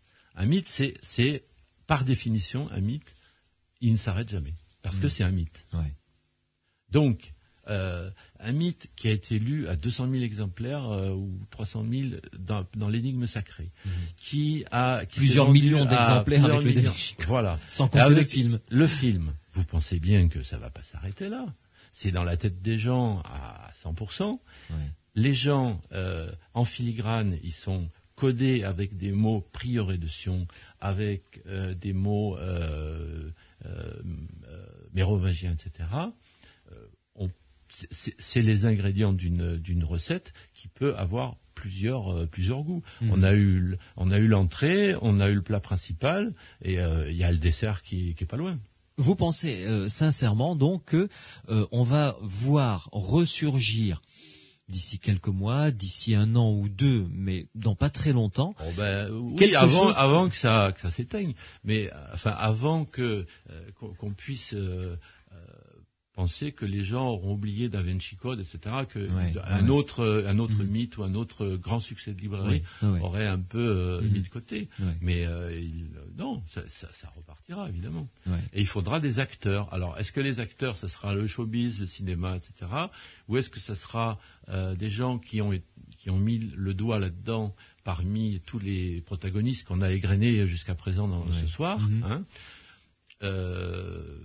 je sais pas, je surveille, puisque grâce à Internet et par des petits moteurs d'alerte, dès qu'il y a tel mot qui apparaît, moi je suis abonné, j'attends.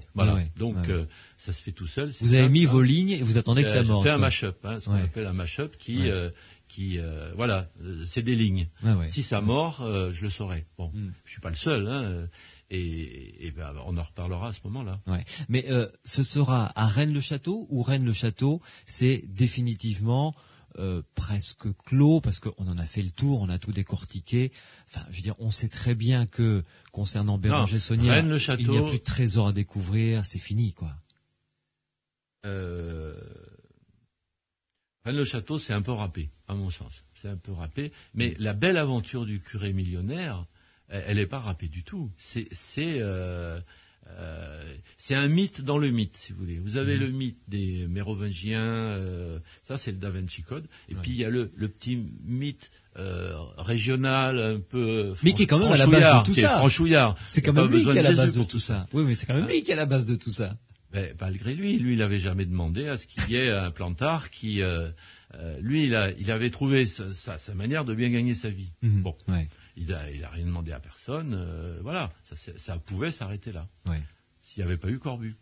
Voilà. Et c'est Noël Corbu qui effectivement a tout fait démarrer. En fait. C'est ça. Vous restez avec nous, Jean-Yves Gaucher, une dernière pause et on va se retrouver pour la conclusion.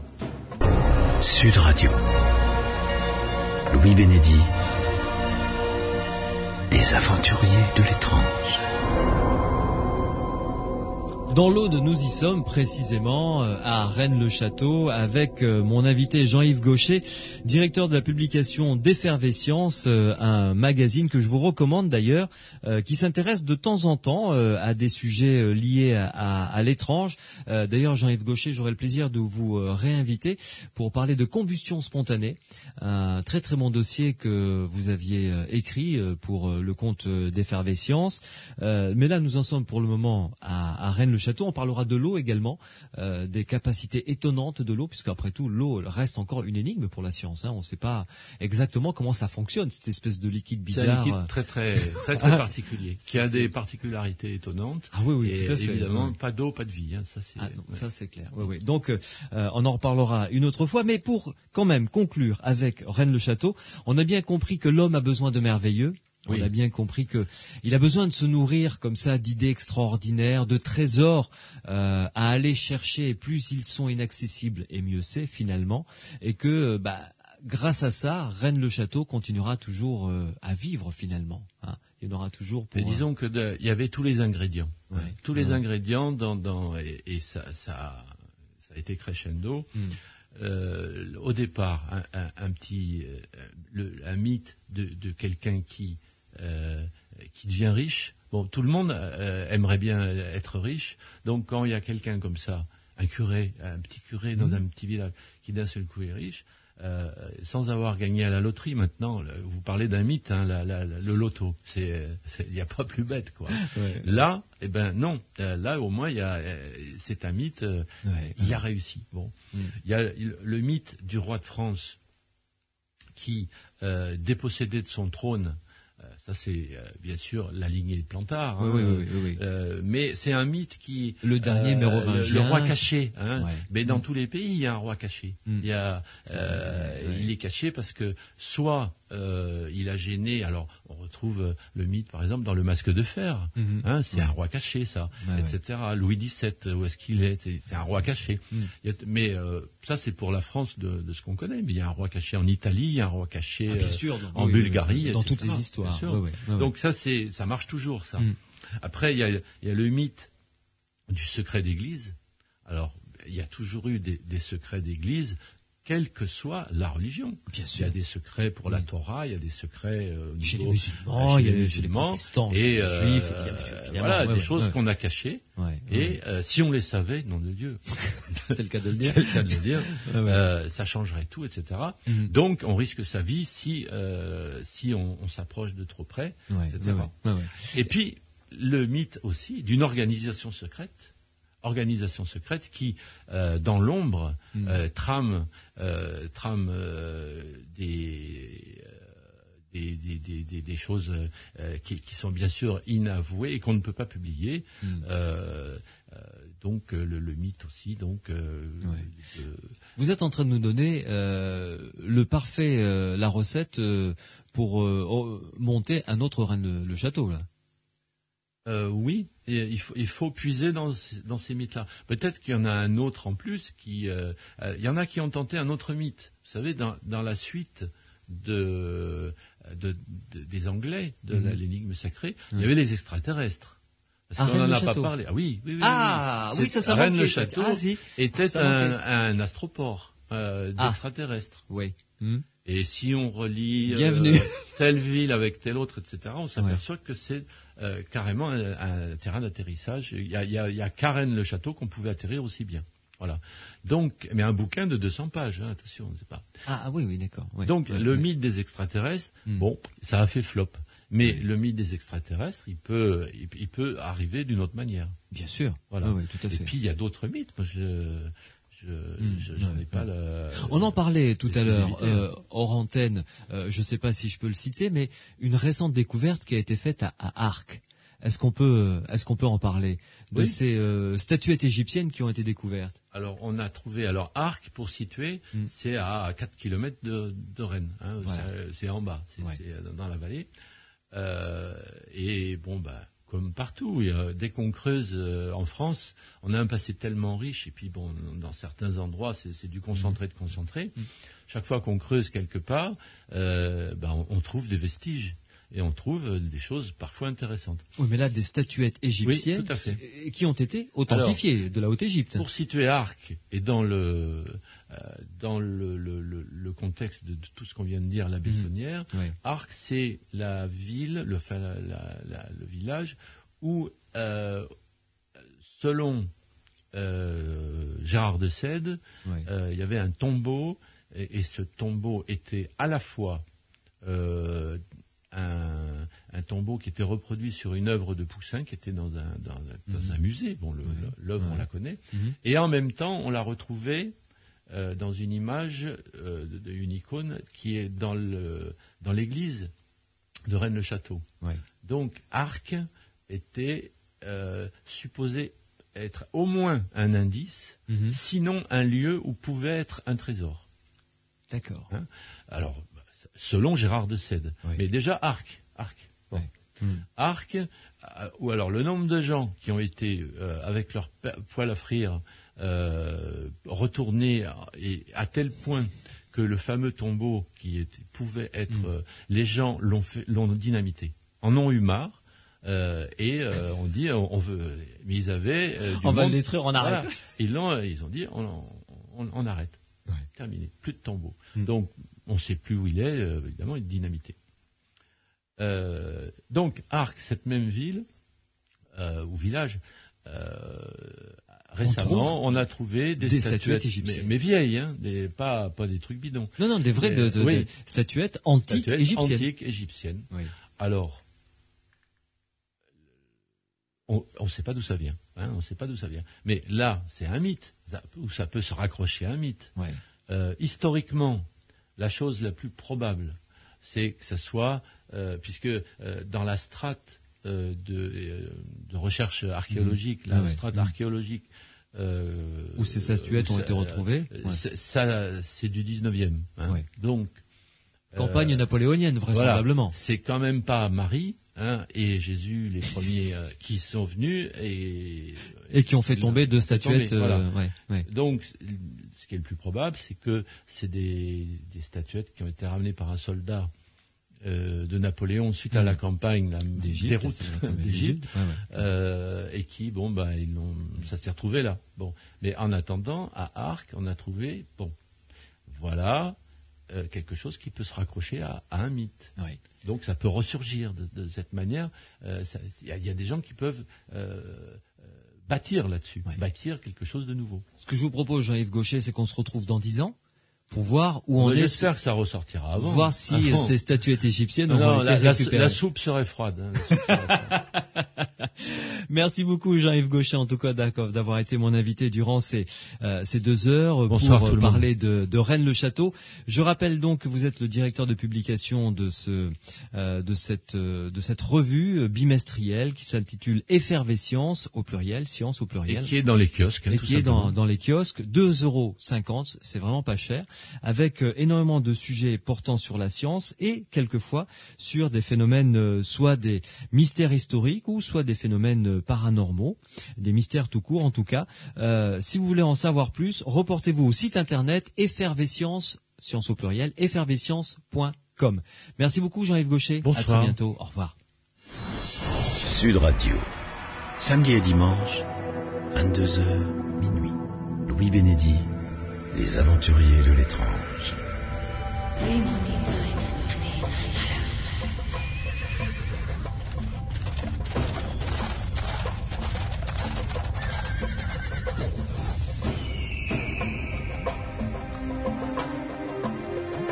Je vous souhaite un excellent début de nuit, une excellente semaine à l'écoute des programmes de Sud Radio. On se retrouvera samedi et dimanche prochain avec des sujets passionnants. Samedi prochain, les mystères du Tarn. Nous irons nous balader avec des auteurs qui ont publié un livre sur les mystères de leur département. Et ensuite, en deuxième heure, nous terminerons notre enquête sur le tombeau de Jésus. Vous savez, avec ce documentaire qui sera projeté, qui passera sur TF1 mardi prochain aux alentours de 23h20. Un documentaire signé James Cameron. Donc nous reviendrons avec des archéologues sur ce documentaire. Dimanche prochain, les apparitions à Fatima, au Portugal. Le 13 mai dernier, c'était le 90e anniversaire de ces apparitions. L'occasion donc de faire le point sur ces apparitions et notamment le secret d'une des prophéties qui aurait été divulguée là-bas lors de ces apparitions. Bonne semaine à l'écoute des programmes de Sud Radio. Rendez-vous samedi et dimanche prochain, 22h minuit, 0826 300 300 pour nous laisser un message ou un témoignage sur la boîte vocale des aventuriers de l'étrange ou encore un mail étrange@sudradio.fr pour nous écrire.